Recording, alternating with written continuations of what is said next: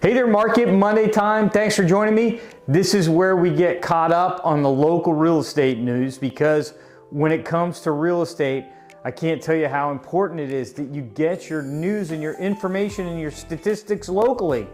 It's all that matters when you're looking at real estate. Before we get started, take a second, hit that subscribe button, smash that notification bell, and you'll get notified every single week when the latest Market Monday hits the streets.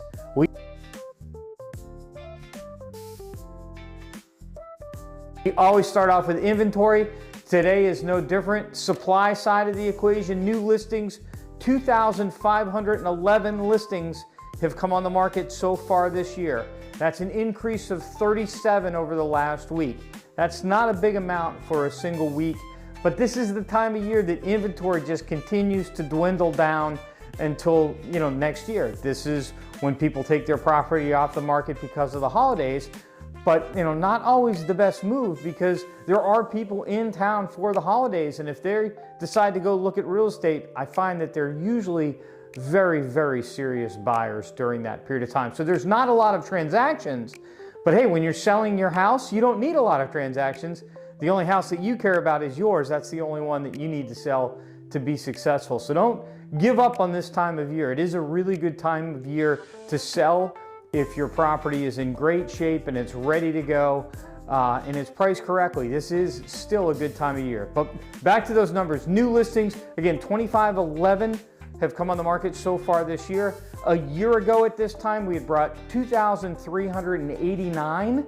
So we've brought about 5% more on the market this year than we did a year ago. And looking back 5 years at this point, we've brought 3,286 new listings to the market. So about 700 more listings a year ago, or excuse me, 5 years ago than where we sit right now. That's about 24% more listings coming to the market 5 years ago than this year.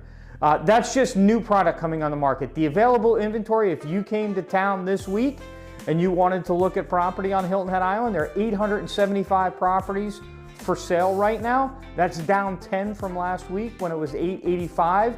A year ago at this time, it was at 899. So we're about 2.7, 2.8% less inventory right now than a year ago. Again, lower inventory is good for prices. It pushes prices higher. Not so good if you're a buyer. So you've been sitting on the sidelines waiting for the right time to buy. That time is really passing you by, because the inventory is shrinking and it's going to continue to shrink to lower and lower levels. You're going to have less to choose from 6 months from now. You will have less to choose from and you will pay more for it. That's what's going to happen. That's regardless of interest rates. Again, looking back 5 years, 1,302 properties were on the market at this time 5 years ago. That's 33% more than what we have right now. So that is the supply side. The demand side, pending sales, 1,771 so far this year have gone under contract. That's 25 new sales in the last week. That is down a little bit from a year ago, down by about 2.3%, where we were at 1,813. And then 5 years ago, so November 10th, 2020, 3,241 properties had gone under contract so far that year.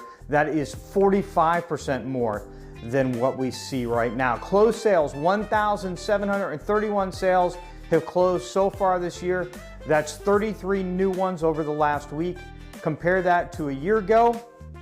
We're about 2.8% less now than when we were a year ago. A year ago, it was 1,781. We're at 1,731 right now.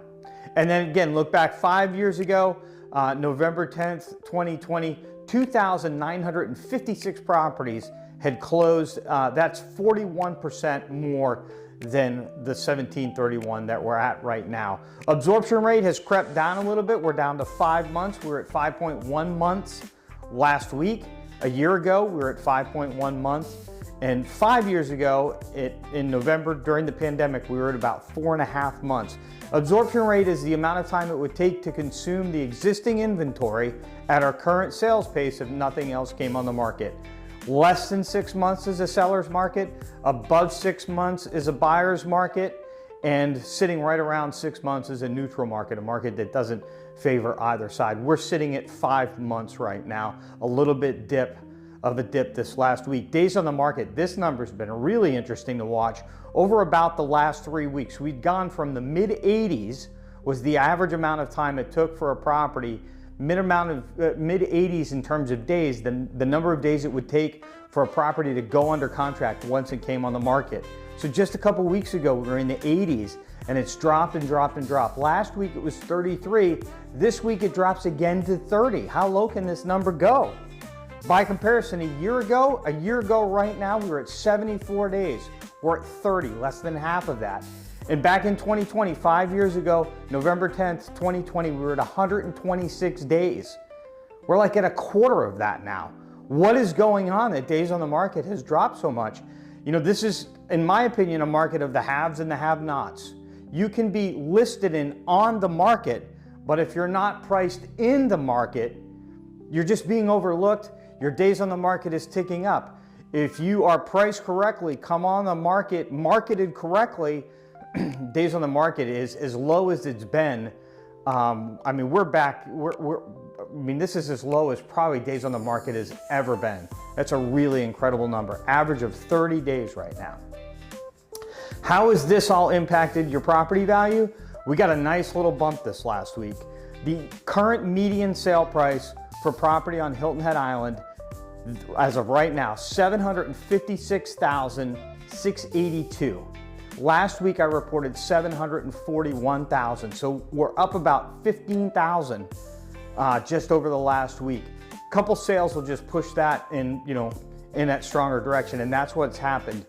Looking at this last week's sales, the average sale this last week was close to $900,000, so that's really pulled all the numbers up. Compare that $756,682 to where we were a year ago.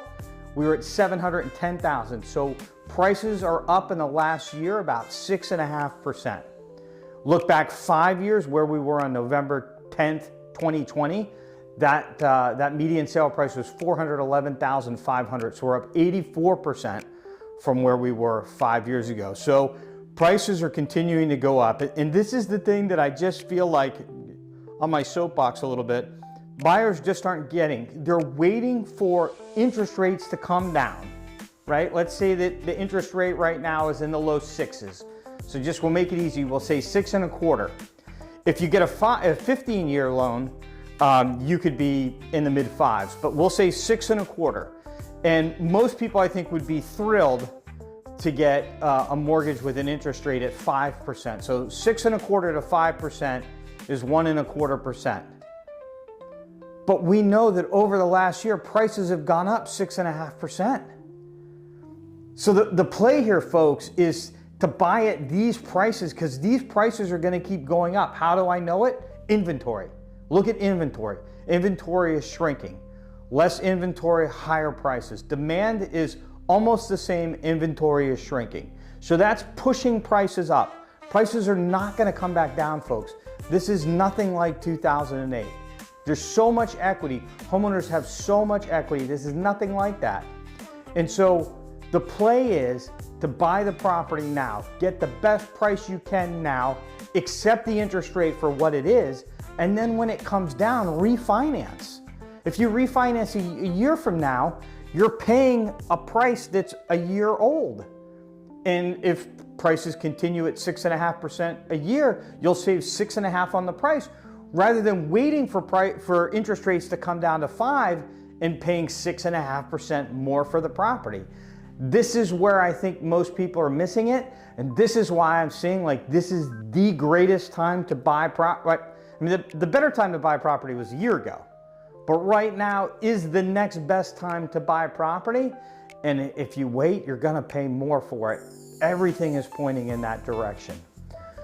So to wrap things up, inventory down about 3%, closed sales down to just about 3%, 2.7% to be precise. We want inventory to be down to see strong prices, but we want closed sales to be up. So we'd like to see that closed sales number start to go up. Prices, though, are up. We like to see that 6.5%, and absorption rate That one has come down, and again, that's good sign for the market and prices. If you're a seller, I don't know what to say about this huge drop in days on the market, other than if you're a seller and you're on the market and you're not selling, there's only 3 reasons. There's something wrong with the property, there's something wrong with your marketing, or there's something wrong with the price. That's the only 3 things it can be. So if you're not being marketed correctly, you can reach out to somebody like me that specializes in marketing luxury properties on Hilton Head Island, and then we can ensure that that thing is correct. If you meet with me, I'll tell you if I see something wrong with the property so that we can correct that. And then finally, the last thing is the price. I don't set the price, sellers don't set the price, the market dictates the price. And if you're being rejected, you got to find out why. It's either the property, the price, or the marketing all day long. If you're a buyer, I just explained to you what the opportunity is. That is the opportunity, right? Like prices are going up an average of 0.5% a month every single month. So if you're waiting 6 months for interest rates to come down 1%, then you're gonna pay 3.5% more. The math just doesn't add up, right? The play is to secure today's price and then take advantage of tomorrow's financing. That is the play right now. We're on day 41 of the government shutdown, not seeing whole lots of impacts on local real estate yet, but we have seen some contracts fall out where people are nervous that do have government jobs that haven't received a check, that they're saying like, hey, we can't go forward right now until this situation stabilizes, and we certainly expect that.